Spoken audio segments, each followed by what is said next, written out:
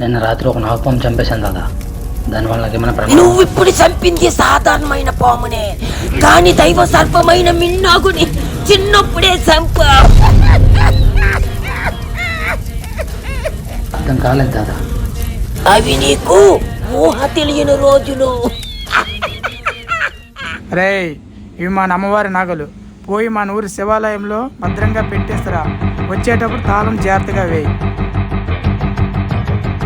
ఆ మాట మీ తాత సోమరాజు చెవులో పడింది. ఈరోజు రాత్రికి మన ఊర్లో ఎవరు బయట తిరారంట. ఏమి? ఎందుకు? ఏమో మా అమ్మ చెప్పింది. ఎందుకమ్మా ఈరోజు రాత్రికి మన ఊర్లో ఎవరు బయటికి తిరగరు? ఎందుకంటే ఈరోజు అమావాస్య పోయిన పంచమ రాత్రి అమ్మ. అంటే నాగేంద్రుడు తన కుబుసాన్ని విడిచిపెట్టి శివ దర్శనానికి వెళ్తాడు. ఆ రాత్రి బయట ఎవరు ఉన్నా వాళ్ళ ప్రాణాలకే ప్రమాదం.